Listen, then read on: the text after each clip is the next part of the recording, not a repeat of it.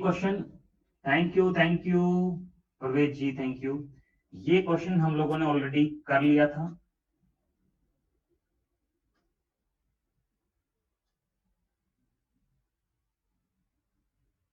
Wait guys, wait.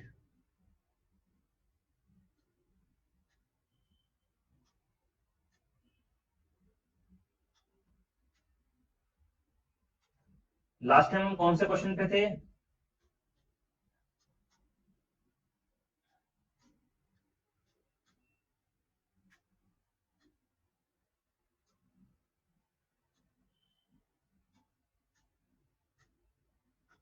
हाँ, ये question हम लोगों ने कर लिया था, यस और नो।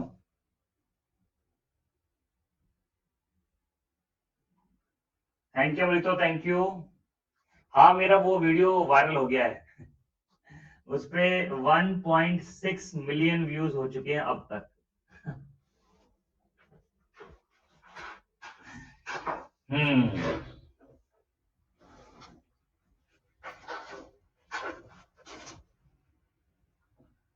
चलिए, तो यहां तक हमने कर लिया था। इससे आगे करते हैं, एक बार इसको पढ़ लीजिए गाइस जल्दी से।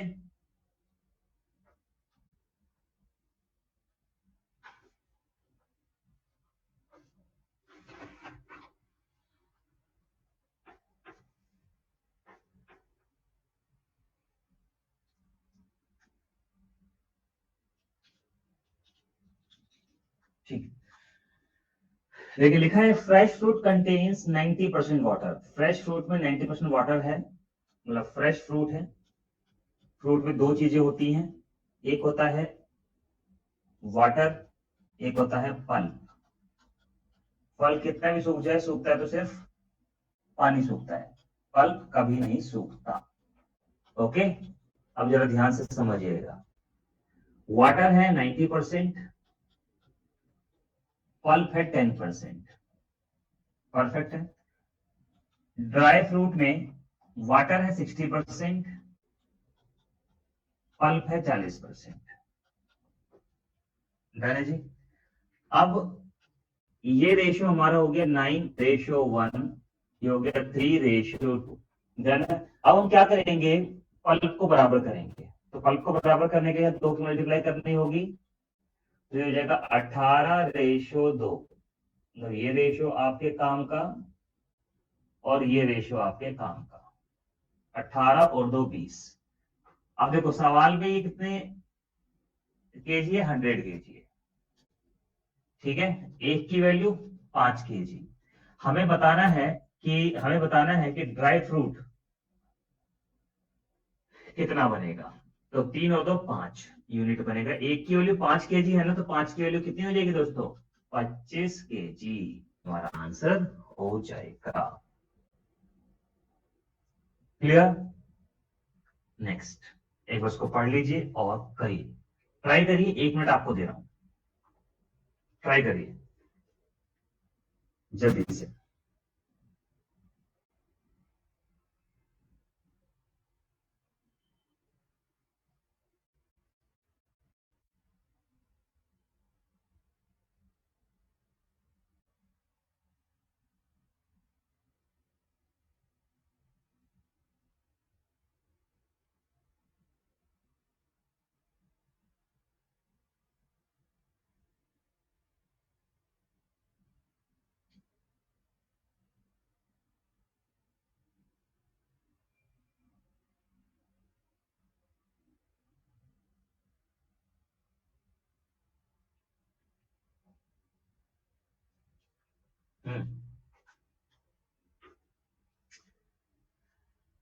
कैसे करेंगे? फ्रेश ग्रेप्स हैं जिसमें 75% वाटर है। फ्रेश ग्रेप्स हैं जिसमें 75% वाटर है, वाटर पल्प। 75% वाटर है और 25% पल्प है। ड्राई ग्रेप्स में 25% वाटर है, 75% पल्प है। ठीक है, ये हो गया 25 से 75, 3:1। ये हो गया 25 से 75, 3:1:3। भाई हर स्थिति में पल्प सेम रहना चाहिए, तो पल्प को सेम कर देते हैं, 3 की मल्टीप्लाई कर देते हैं। ये हो जाएगा 9:3। ये रेशो आपके काम का और ये रेशियो आपके काम का, क्योंकि पल्प सेम हो गया। तो 9 और 3 12, यहां पर ये 60 किलोग्राम है। एक की वैल्यू 5 किलोग्राम, 12 पंजे 60। हमें बताना है 3 और 1 4 की वैल्यू, तो 4 की वैल्यू जाएगी 4 इंटू 5 यानी कि 20 किलोग्राम। ये हमारा आंसर आ गया। बोलिए समझ में आई सबको बात? क्लियर है तो बताएं।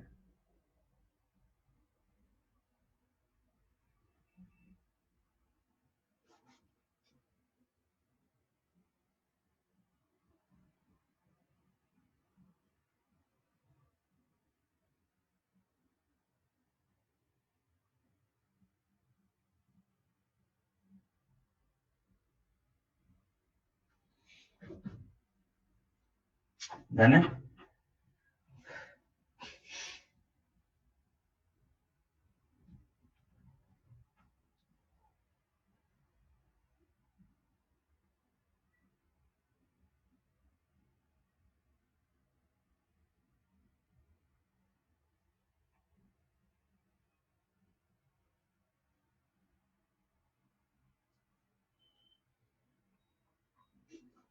ठीक है, अब आपको ना इनका एक शॉर्टकट बताता हूं। मेन तरीका तो मैंने बता दिया, अब इसका एक शॉर्टकट बताता हूं।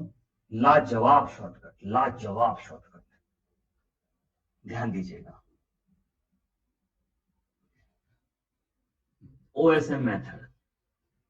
दोस्तों, जब कभी भी इस तरह का सवाल आपके सामने आए तो आपको जो फिक्स चीज है उसको पकड़ना है। जैसे यहाँ पे जिंक मिलाए जा रहे हैं तो कॉपर फिक्स है, तो कॉपर को पकड़ लो। तो कॉपर पहले 90% था, अब कॉपर 60% हो गया। तो इसको इससे काटो 3 2। हमेशा ध्यान रखना, ये नीचे ओल्ड वाली क्वांटिटी होगी, ये न्यू वाली क्वांटिटी होगी। ओल्ड वाली क्वांटिटी थी हमारी 80 किलोग्राम, 2 का मान 80 किलोग्राम। अब ये जो मात्रा बढ़ी है 1 यूनिट की, ये भैया जिंक की वजह से ही तो बढ़ी है यार। तो 2 का मान 80 किलोग्राम, तो 1 का मान 40 किलोग्राम। लो जी, आंसर आ गया, खत्म। ये तो निकालना था, एक लाइन में आंसर आएगा, एक लाइन में।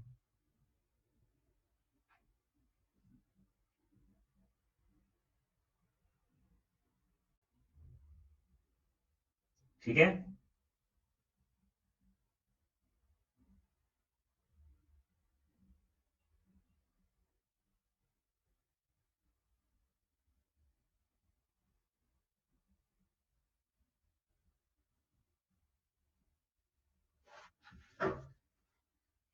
नेक्स्ट देखो, इसको भी करते हैं।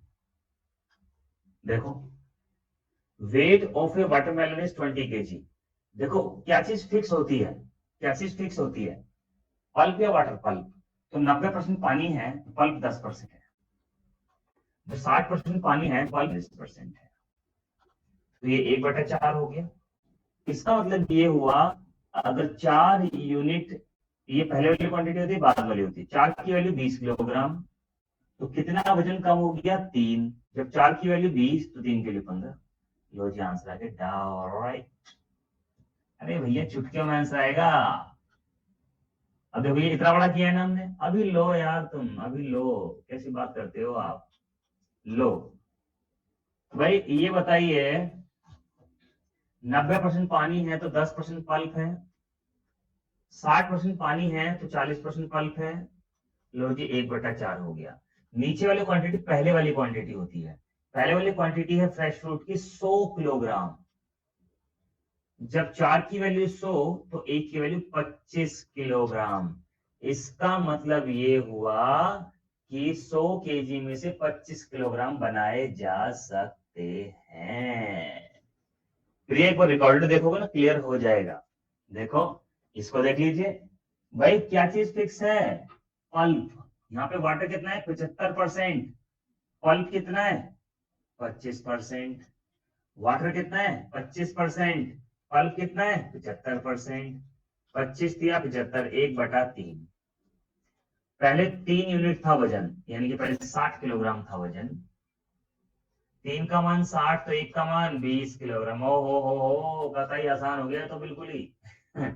एक ही बार में हो गया सवाल। ठीक है। प्रिया कह रही सर आपसे मैथ्स पढ़ के मैथ्स में इंटरेस्ट आ गया, थैंक यू, क्या बात है। चलो इस क्वेश्चन को करो फिर इसी बात पे, ये पढ़ लीजिए प्लीज।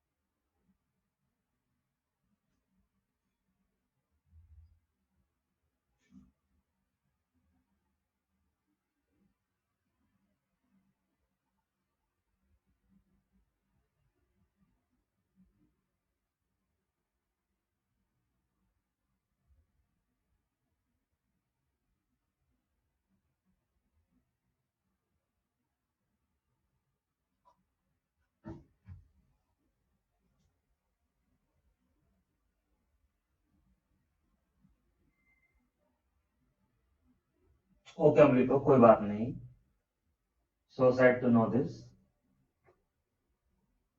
ठीक है, अब जरा ध्यान दीजिएगा। कॉस्ट ऑफ 4 शर्ट्स, 4 शर्ट्स और 3 ट्राउजर्स की कीमत 1700 रुपए है। ठीक है, और यहां पर दिया हुआ एक शर्ट का प्राइस 37.5% ज्यादा है एक ट्राउजर के प्राइस से। एक शर्ट का प्राइस ट्राउजर के प्राइस से 37.5 ज्यादा है, यानी कि 3/8। इसका मतलब ये हुआ, इसका मतलब ये हुआ कि अगर शर्ट का प्राइस 8 है, मतलब 8 है ट्राउजर का प्राइस, तो शर्ट का 11 है। 8 और 3 11। क्लियर है। मैं इसको 11x मान लेता हूं, इसको 3x मान लेता हूं। मुझे बताना है दोनों के प्राइस में डिफरेंस।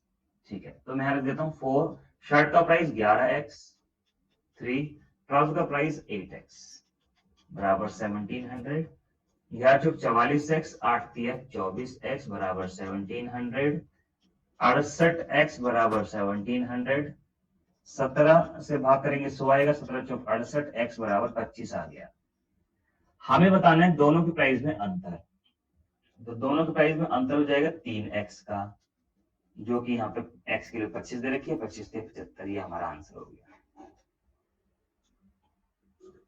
डन है जी, सबको क्लियर है तो बताएं। 3/8 कैसे आया, देखो बता देते हैं। 37 1/2% को कन्वर्ट करना है।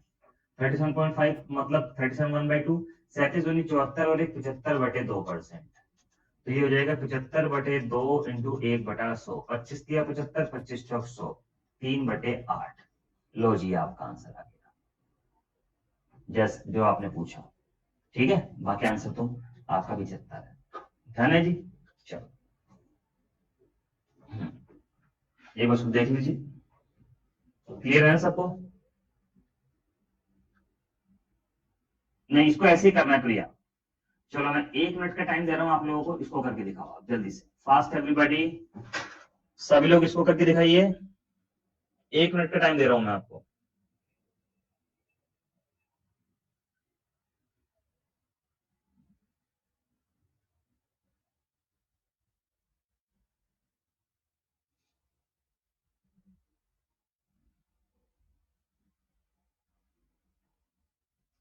करिए करिए, 1 मिनट का समय है आपके पास।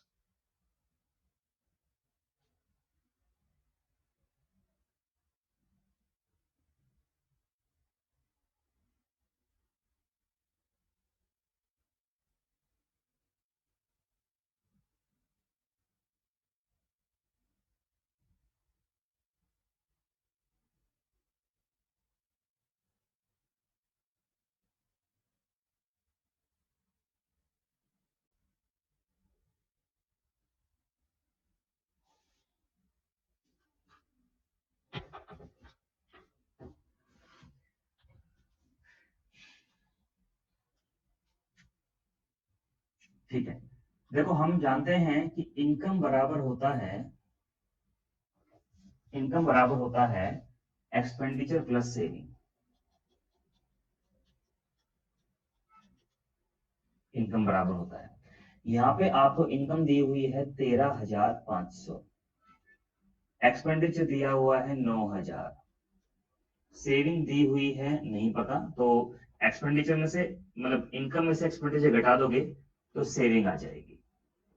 परफेक्ट, रेशो निकाल लेते हैं। 4500 एकम 4500, 4500 दूनी 9,000 और 4500 13,500। परफेक्ट है।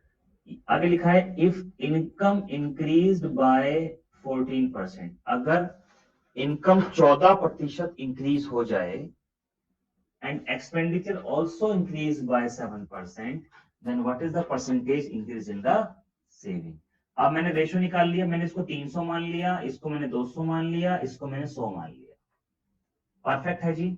अब जरा ध्यान समझिएगा, इनकम 14% इंक्रीज हो जाए तो 14% इंक्रीज है, 14 दूनी 28, यानी कि इनकम 28 14% इंक्रीज हो जाए, इसका मतलब ये हुआ ये 14% इंक्रीज हो जाए, 14 तिया 42 इंक्रीज हो गया, यानी कि इनकम हो गई 342। कह रहे हैं एक्सपेंडिचर 7% इंक्रीज हो गया,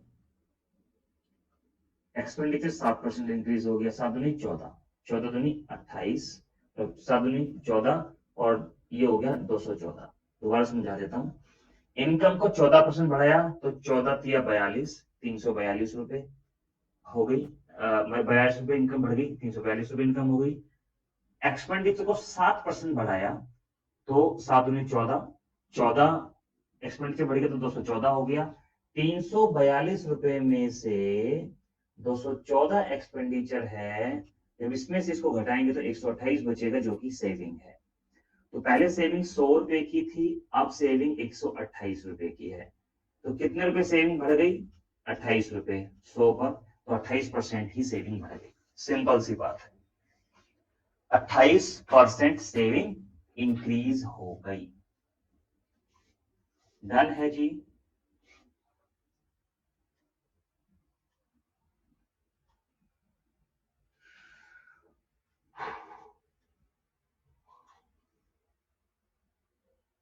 डाउट पूछ लो प्रिया।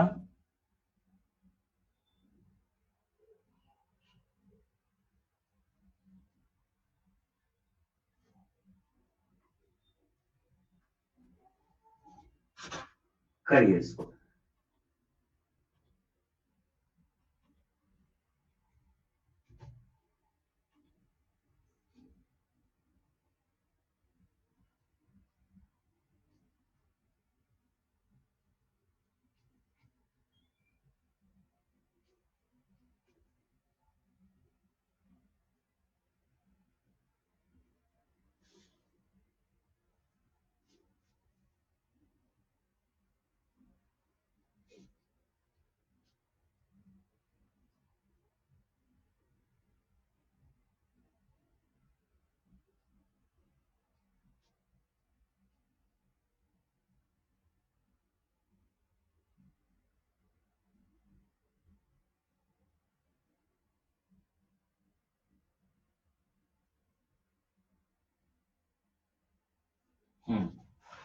If a candidate multiply a number by 30 instead of 20, then find the percentage of error।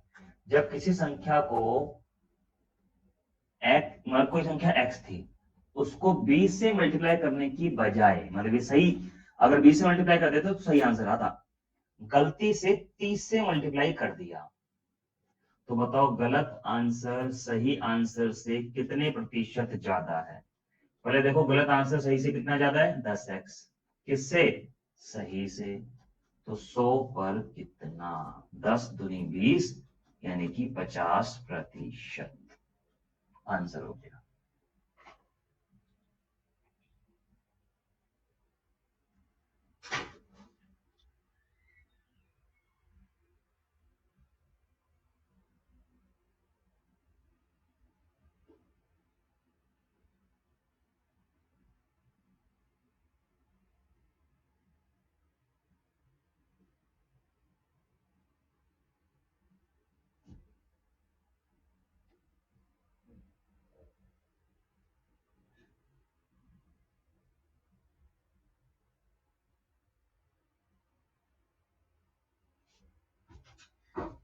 Next, समझ गए?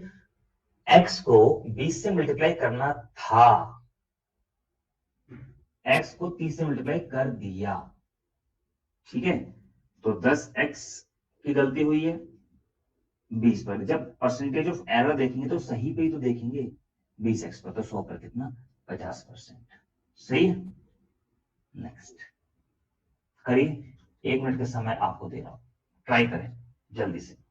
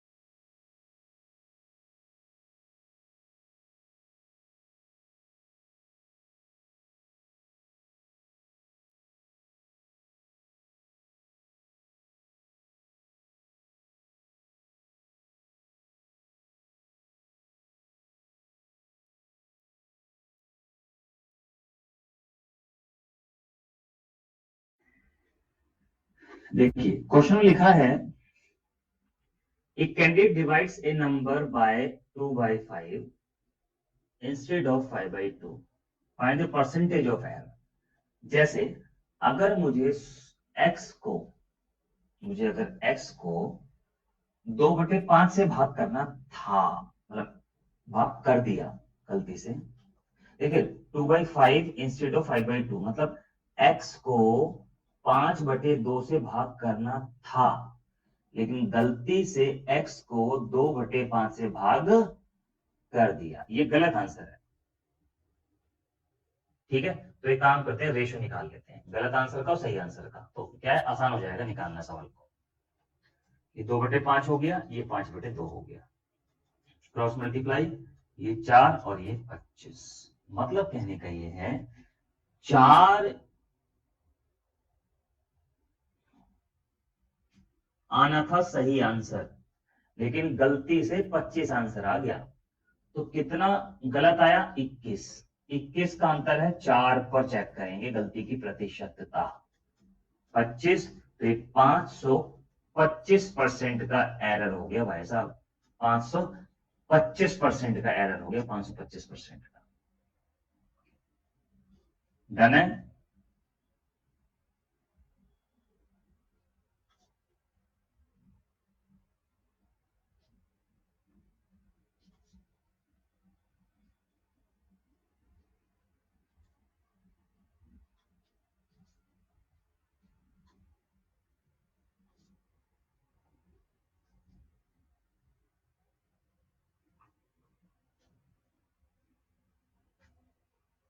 नेक्स्ट पढ़ लीजिए एक बार जल्दी से, आपके एग्जाम के हिसाब से आएगा चेतन, 4 दिन पहले।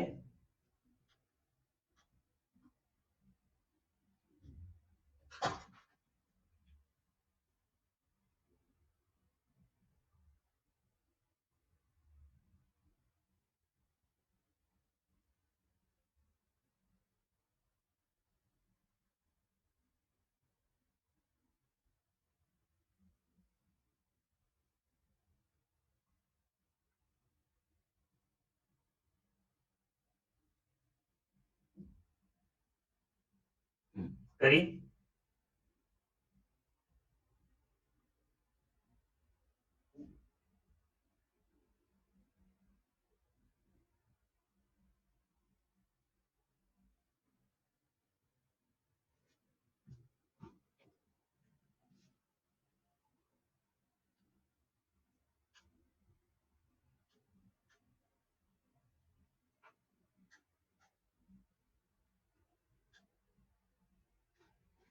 लिखा है एक कैंडिडेट 5 सब्ट्रैक्ट करना चाहता था, किसी नंबर में से, लेकिन गलती से 5 जोड़ दिया, परसेंटेज ऑफ वैल्यू बताओ। भाई मान लो x में से 5 घटाना चाहता था तो ये सही आंसर होता, लेकिन गलती से 5 को ऐड कर दिया तो ये गलत आंसर है। बताना है गलती की प्रतिशतता। गलत आंसर सही से कितना ज्यादा है? 10 ज्यादा है। गलत आंसर सही से कितना ज्यादा है? 10 ज्यादा है। कितने पर? x माइनस 5 पर। तो 100 पर कितना? इसको सॉल्व करना पॉसिबल ही नहीं है यार, क्योंकि वेरिएबल है यहाँ पे, तो कैन नॉट बी डिटरमाइन। इसका आंसर आप तब तक नहीं दे सकते जब तक कि आपको ये ना बताया जाए कि किस नंबर में से माइनस करना था। हालांकि आप 16 के करोगे अलग आंसर आ जाएगा, 216 के करोगे अलग आंसर आ जाएगा, तो आंसर वेरी कर रहा है, इसका मतलब आंसर फिक्स ही नहीं है, तो कैन नॉट बी डिटरमाइन। इसकी ट्रिक बता देता हूं। जब कभी भी मल्टीप्लीकेशन का और डिवीजन का सवाल आएगा तो करना पॉसिबल होता है, लेकिन जब एडिशन सब्ट्रैक्शन का सवाल आता है तो कैन नॉट बी डिटरमाइन ही होता है। 10 कैसे आया? गलत वाले सब आंसर में से सही वाला माइनस कर दो, कट गया 5 माइनस माइनस प्लस, ऐसे 10 आया है। ठीक है, चलो पढ़ लीजिए दोस्तों इस सवाल को, 1 मिनट का समय आपको दे रहा हूं।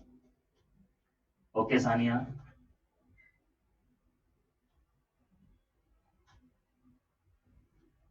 पढ़ लीजिए गाइस, 1 मिनट का समय आपके पास। देखो पहले आप ट्राई करो, फिर मैं कराऊंगा तो आपको अच्छा लगेगा।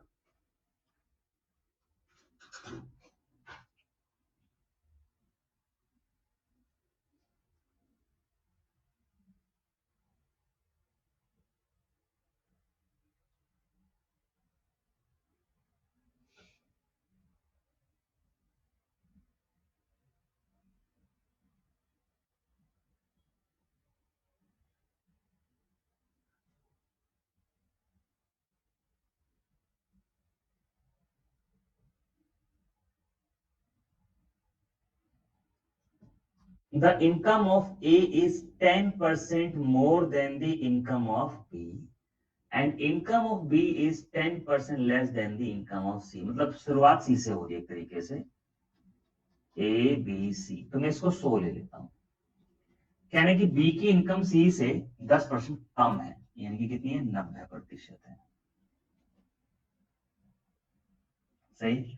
अच्छा, और ए की इनकम बी से 10% ज्यादा है, तो 90 का 10% 9, तो 9 ज्यादा है मतलब 99 है।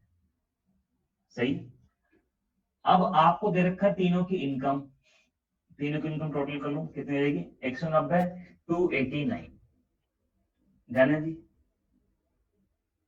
289। 289 की वैल्यू हमें दे रखी है 1,30,050। एक का मान निकाल लो, 1,30,050 बटे में 289। ठीक है, सीधा सीधा मल्टीप्लाई। अब सी की वैल्यू निकालनी है, 100 की वैल्यू निकाल लो। जब इसको भाग करेंगे तो आएगा हमारा 450, 100 की मल्टीप्लाई करेंगे तो आएगा 45,000। ये हमारा आंसर हो जाएगा।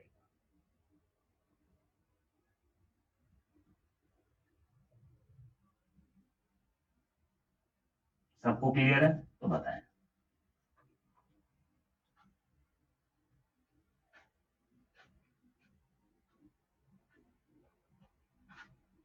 99 क्यों हुआ भैया? देखो यहाँ पे लिखा है ए की इनकम बी से 10% ज्यादा है, तो बी की इनकम 90 है, तो इसका 10% 9, तो 9 ज्यादा है मतलब 99।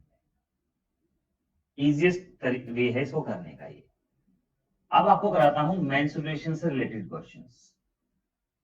इसमें से मेंसुरेशन से रिलेटेड क्वेश्चंस एग्जाम में पूछे जाते हैं। अब जरा ध्यान दीजिए, जैसे मैं एक एग्जांपल लेता हूं रेक्टेंगल का, आपको पूरा कंसेप्ट समझाने के लिए। आयत, नोट आयतन, आयत, आपको पता है ये आयत है, ये लेंथ है, ये ब्रेथ है। ओके, इसका एरिया होता है लंबाई गुणा चौड़ाई। आपसे बोला गया कि अगर लंबाई को 10% बढ़ाया जाए और चौड़ाई को 20% बढ़ाया जाए तो एरिया पर क्या प्रभाव पड़ेगा। ठीक है, अगर लंबाई को 10% बढ़ाया जाए, चौड़ाई को 20% बढ़ाया जाए, तो एरिया पे क्या प्रभाव पड़ेगा। तो इसको करने के काफी सारे तरीके होते हैं। पहला तरीका, हमें पता है कि जो एरिया होता है वो होता है लंबाई गुना चौड़ाई बराबर एरिया। मैं लंबाई को मान लेता हूं 100, चौड़ाई को मान लेता हूं 100, तो एरिया हो जाएगा 10,000। सही। लेंथ को 10% बढ़ा दिया तो ये 110 हो गया। ब्रेथ को 20% बढ़ा दिया तो ये 120 हो गया। तो ये हो गया 13,200। मतलब एरिया 10,000 था, एरिया 13,200 हो गया। कितना एरिया बढ़ गया, 3,200। कितने पर, 10,000 पर। तो 100 पर कितना, 32% एरिया इंक्रीज हो गया। एक तरीका तो दोस्तों ये है। एक तरीका ये है, x plus y, x y y 100, ये 10 बढ़ा, ये 20 बढ़ा, ये 10 इंटू 20/100, यानी कि 32% एरिया बढ़ गया। प्लस में आया तो इंक्रीज, माइनस में आता तो डिक्रीज, बात खत्म। ठीक है। एक तरीका ये है दोस्तों कि मान लो 100 एरिया था, 10% बढ़ा तो 110 हो गया, 20% बढ़ा तो 120 हो गया। सॉल्व करेंगे, 132 आ गया। 100 की वैल्यू थी 132 में बेच, मतलब 100 की चीज थी 132 हो गई, तो 32% बढ़ गई। ठीक है। एक और रूल होता है जिसे हम चेन रूल कहते हैं, मैंने आपको पढ़ाया था। ठीक है, उससे भी कर सकते हैं। एक बार आप ट्राई करके देखना, अगर कुछ अंदाजा लग पा रहे हैं तो फिर मैं कराऊंगा।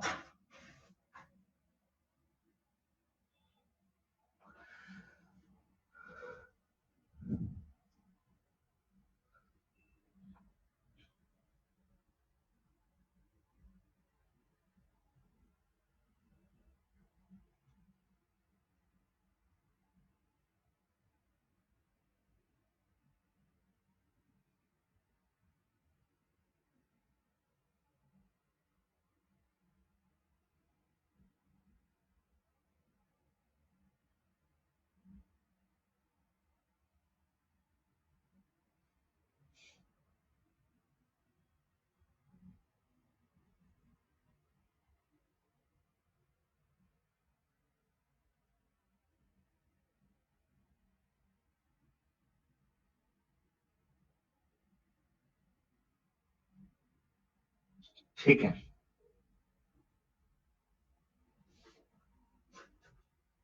कुछ लोगों ने आंसर दे दिया है, वेरी गुड। देखो दोस्तों, चेन रूल कैसे करते हैं। 10% बढ़ाया गया तो 1/10 हो गया, 20% बढ़ाया गया तो 1/5 हो गया। मतलब 10 एरिया था, 1 बढ़ा तो 11 हो गया, 5 था, 1 बढ़ा तो 6 हो गया।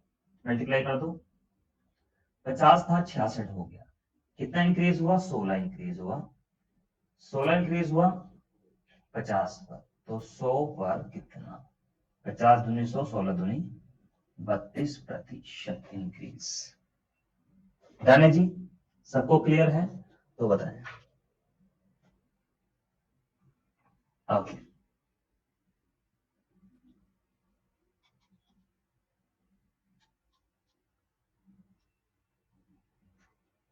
आप कोई भी क्वेश्चन कर सकते हो, बस आपको फॉर्मूला याद होना चाहिए। जैसे अब मैं इस क्वेश्चन को ले रहा हूं। ये क्वेश्चन है, radius of sphere increases by 75%। ठीक है, then what is the increase in the surface area. Sphere का सरफेस एरिया होता है मेरे दोस्तों 4πr²। हमें इस 4π से कोई मतलब नहीं है, बस हमें ये पता होना चाहिए कि जो सरफेस एरिया है वो होता है रेडियस इंटू रेडियस। हमें बस ये पता होना चाहिए, इसी से सवाल आराम से हो जाएगा। देखो, रेडियस इंक्रीज हुई 75%, 75% रेडियस इंक्रीज हुई है, मतलब 3/4।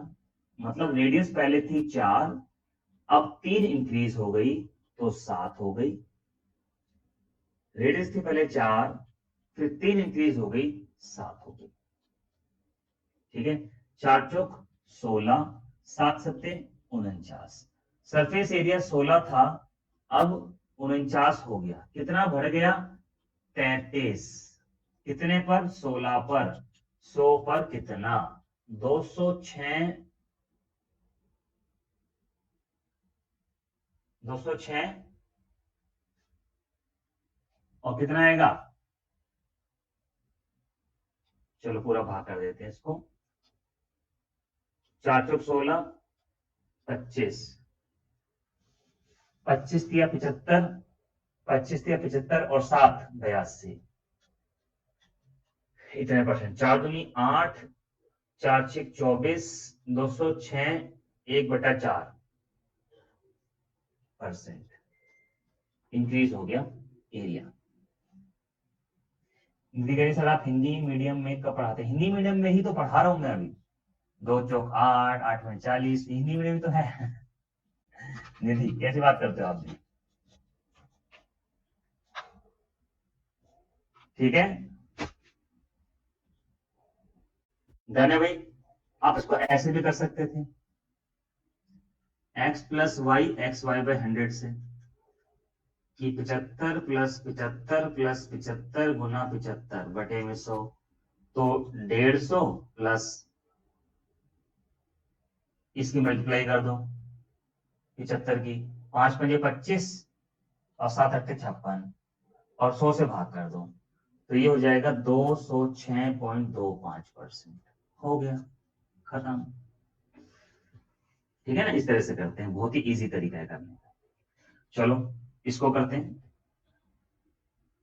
अच्छा इस वाले क्वेश्चन में ना परसेंटेज में नहीं करेंगे, ये क्वेश्चन उसमें लॉस, ये वहीं पे करा। ये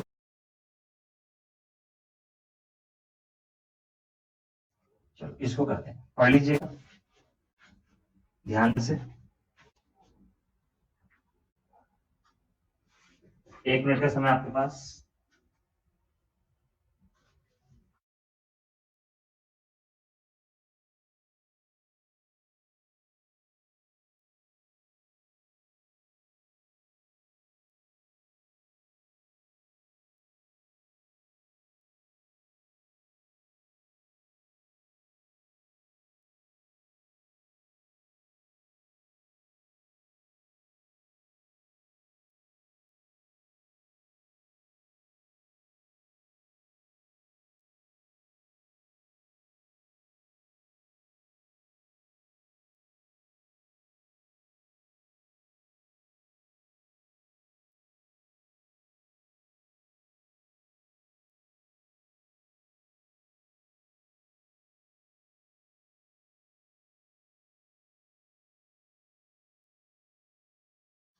इसका वॉल्यूम का फॉर्मूला क्या होता है क्यूबॉइड का? वॉल्यूम का फॉर्मूला होता है लंबाई गुना चौड़ाई गुना ऊंचाई, वॉल्यूम का फॉर्मूला होता है। आपको वॉल्यूम के बारे, लंबाई के बारे में दिया गया है कि लंबाई को 25% बढ़ाया, मतलब लंबाई पहले 4 थी अब 5 हो गई। ब्रेथ को 25% डिक्रीज किया, पहले 4 थी अब 3 हो गई। हाइट को 10% इंक्रीज किया, पहले 10 थी अब 11 हो गई। बस आपस में जो कट रहा है काट दो यार। 5 दूनी 10, 4 चुक 16 दूनी 32, 11 दिया 33। वॉल्यूम 32 था 33 हो गया, एक इंक्रीज हुआ 32 पर, तो 100 पर कितना? 32 25, 8 दिया 24, 3 सही 1/8% इंक्रीज। आंसर आ गया जी, खत्म। Easy easy easy. नेक्स्ट करिए इस क्वेश्चन को, पढ़िए और बताइए आंसर जल्दी से।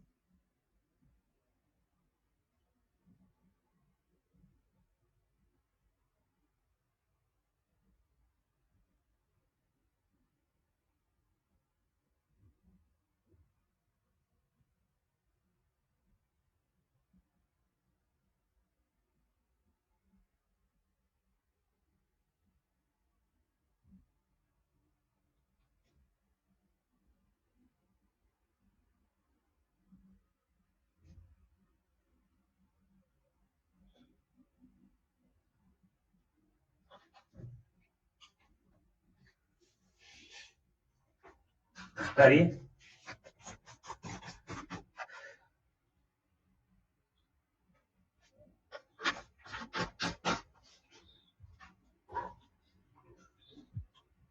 क्वेश्चन लिखा है if the height of a triangle is increase by 10%, अगर ट्रायंगल की हाइट को 10% बढ़ा दिया जाए, बेस को 25% डिक्रीज कर दिया जाए, तो एरिया पे क्या प्रभाव पड़ेगा।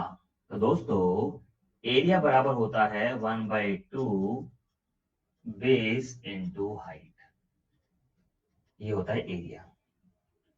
एरिया बराबर होता है 1/2 बेस इंटू हाइट। परफेक्ट है, हमें इससे कोई मतलब नहीं है। तो एरिया बराबर होता है बेस इंटू हाइट। हाइट को 10% इंक्रीज किया, यानी कि ये 10 था 11 हो गया।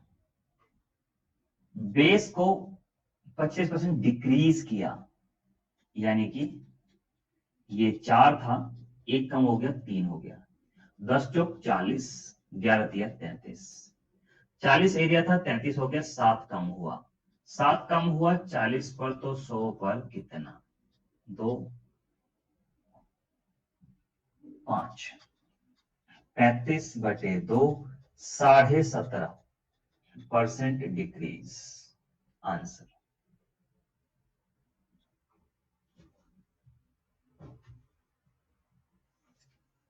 क्लियर है।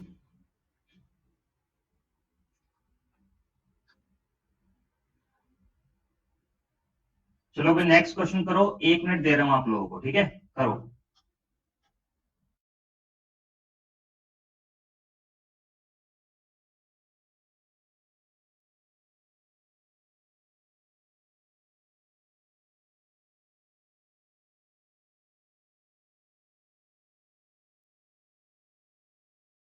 देखो क्वेश्चन में लिखा है दोस्तों, wages of a labour are increase by 15%, किसी मजदूर की मजदूरी 15% बढ़ गई, मतलब मजदूरों की मजदूरी 15% बढ़ गई, यानी कि 3/20। यानी कि वेजेस की अगर बात करूं तो पहले वेजेस 20 थी, अब 23 हो गई, 23 हो गई।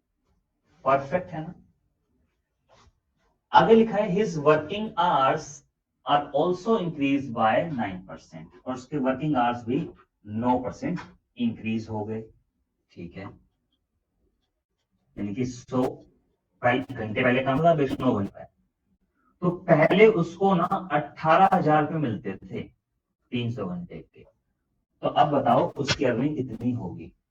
तो भैया अगर मैं वेजेस की मल्टीप्लाई पर घंटे में कर दूं, पर पर आवर वेजेस की मल्टीप्लाई घंटे में कर दूं, तो टोटल वेजेस आ जाएंगे। ये हो गया 2000, ये हो गया 23 इंटू 109। सही है ना। अब जरा ध्यान से मेरी बात को समझना आप सब लोग। ये पहले वेजेस थी 2000,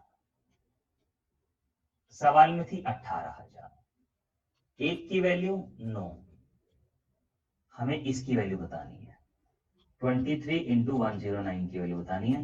तो 23 इंटू 109 की वैल्यू हो जाएगी हमारी ये। पूरा मल्टीप्लाई करने की आवश्यकता बिल्कुल भी नहीं है, बस यूनिट डिजिट चेक करो। 9 एक एक दिया 3, तो 3 यूनिट डिजिट आएगा पीछे, जो कि इसी में है। बस आंसर समझ में आ गया सबको, क्लियर है तो बताएं।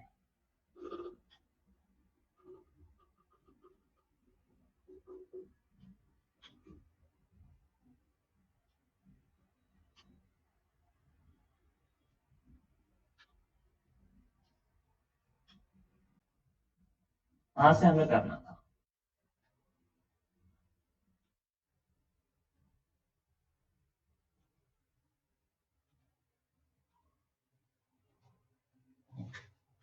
तो चलिए करें शुरुआत। सब लोग तैयार हैं तो लिख दीजिए yes sir we are super duper ready. फिर हम सेशन की शुरुआत करते हैं।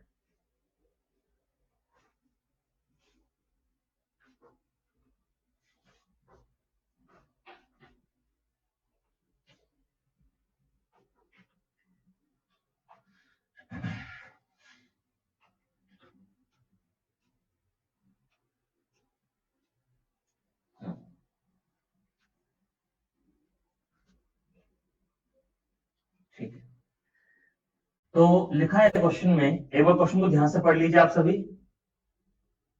क्वेश्चन को ध्यान से पढ़ लीजिए सभी।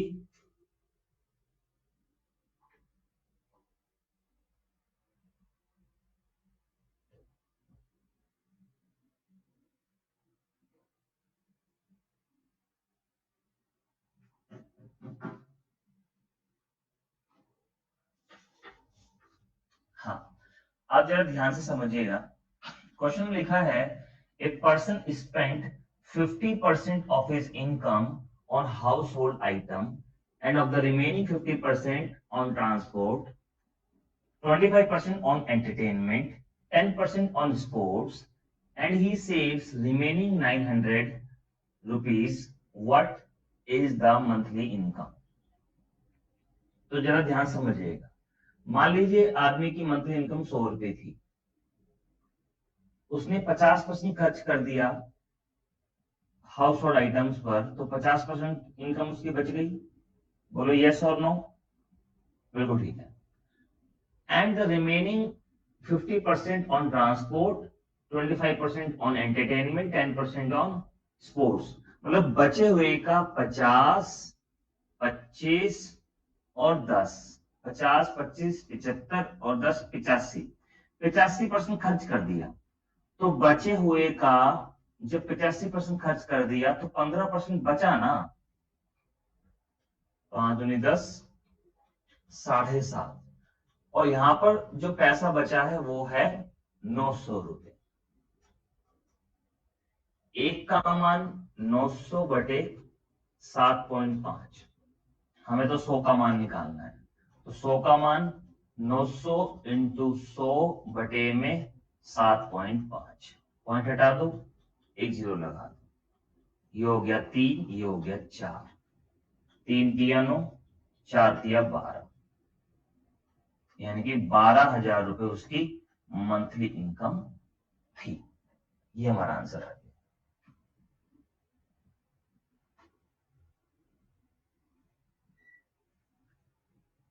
सबको क्लियर है क्या?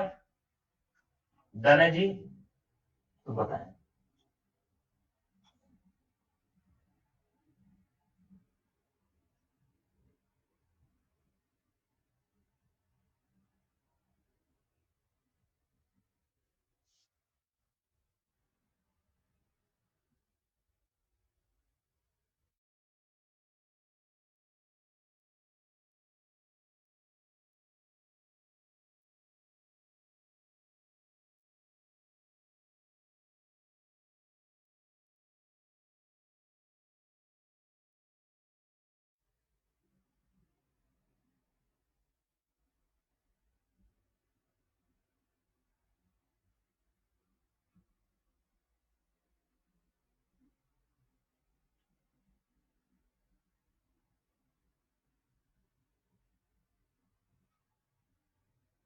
नेक्स्ट क्वेश्चन दे रहा हूं, बिल्कुल ऐसा ही, एक बार ट्राई करें, जल्दी से ट्राई करें दोस्तों, बताइए।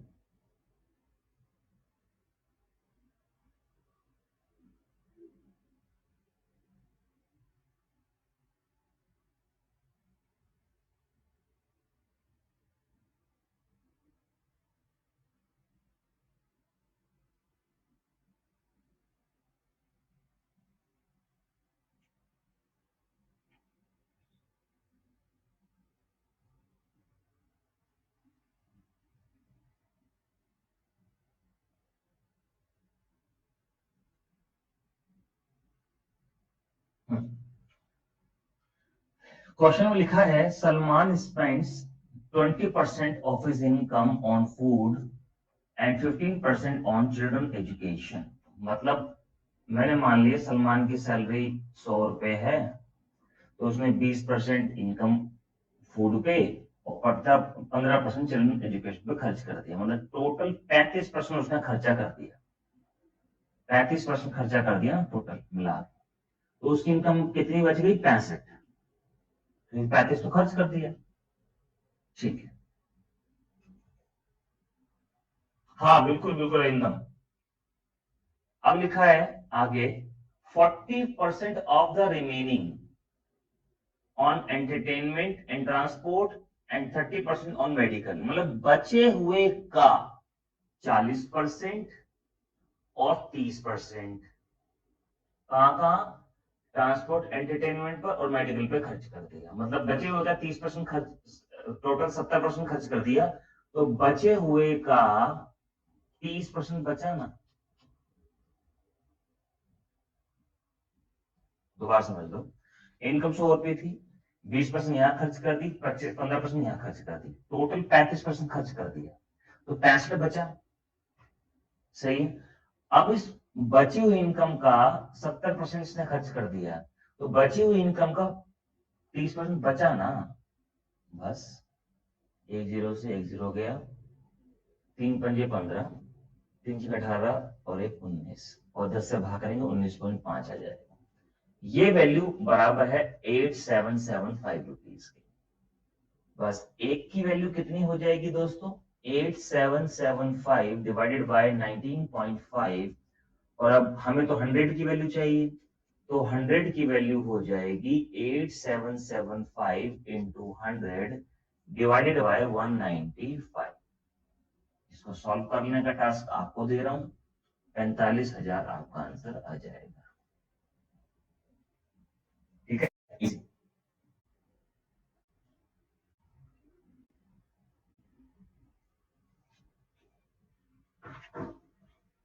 Connect guys.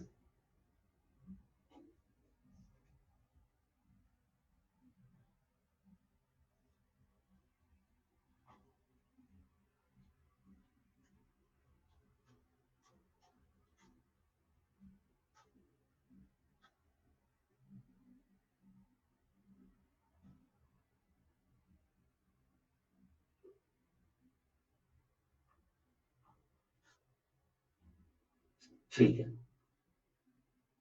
नेक्स्ट करिए। Very very very important question, और अभी हाल ही में एसएससी सीजीएल एग्जाम में पूछा गया था, same to same question.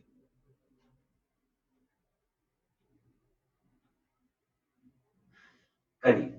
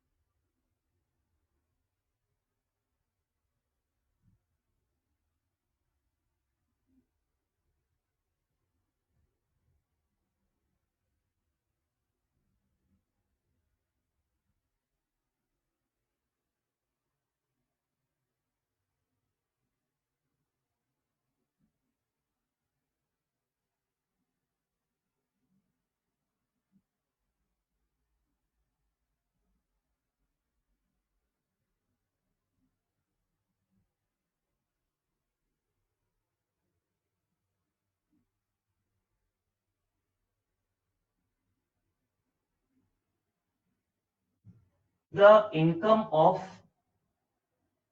if the income tax increases by 19%, अगर इनकम टैक्स 19% बढ़ जाए, then the net income decreases by 6%, तो नेट इनकम 6% डिक्रीज हो जाती है। Find the income tax, income tax हमें बताना है।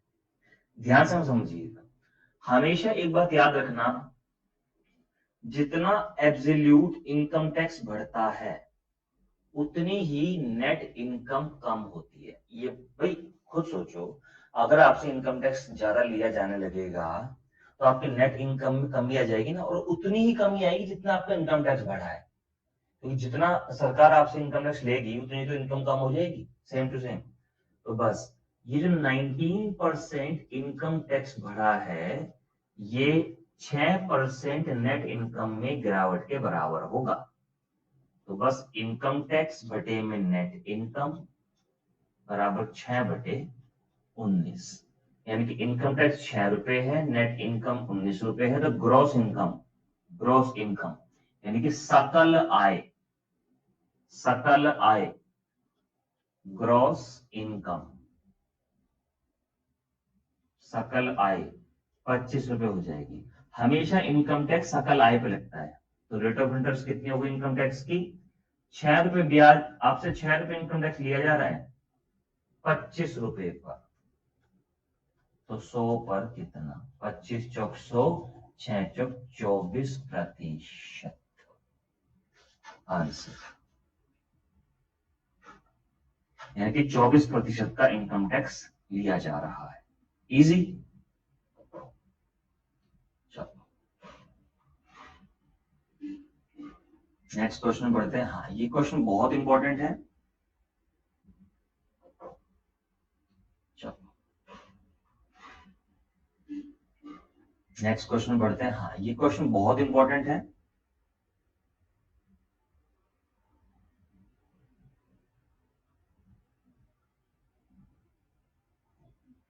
ठीक है Gaurav, thank you so much. Medical के ऊपर ना पूरी फाइल मैंने मंगवा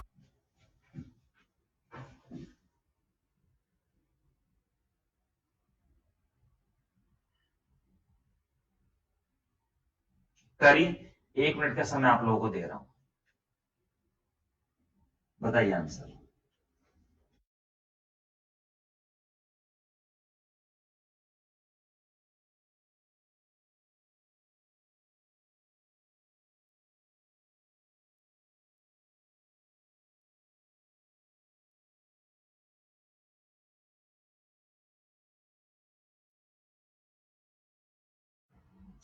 ठीक है, अब जरा ध्यान समझिएगा सभी लोग।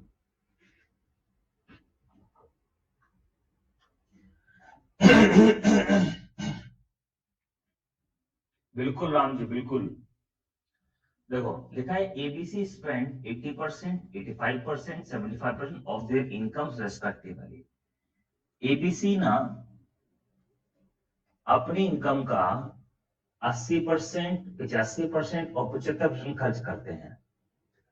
तो उनकी जो सेविंग है वो कितनी कितनी हो गई, 20%, 15%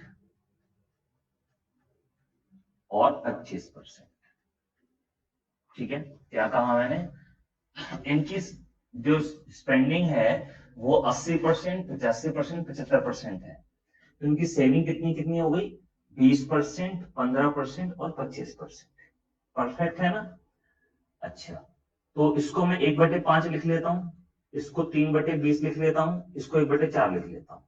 सेविंग का रेशियो भी आपको दे रखा है यहाँ पे,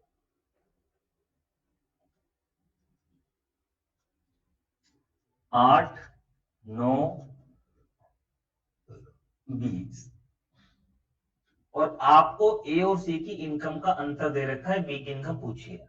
अब सुनो ध्यान से भाई, अगर मुझे इनकी इनकम का रेशियो मिल जाए तो मैं आगे काम कर सकता हूं, है ना। ठीक है, अब जरा ध्यान समझना भाई, अगर ₹5 इनकम है, ₹1 सेविंग है, 1/5 का मतलब तो यही है, ₹5 इनकम, ₹1 सेविंग है। यहाँ पे सेविंग 8 की है, तो 1 का मान 8 के बराबर, तो 5 का मान 40 के बराबर, 3 का मान 9 के बराबर, मतलब 1 का मान 3 के बराबर, तो 20 का मान 60 के बराबर, 1 का मान 20 के बराबर, तो 4 का मान 80 के बराबर। तो ये हमारी इनकम का रेशियो आ गया, है ना। 20 दूनी 40, 20 दिया 60, 20 चौक 80। डन, ये इनकम का रेशियो आ गया। हमें ए और सी की इनकम का अंतर यहां पे 2 दिख रहा है, यहां पे दिया हुआ है 18,000 रुपए।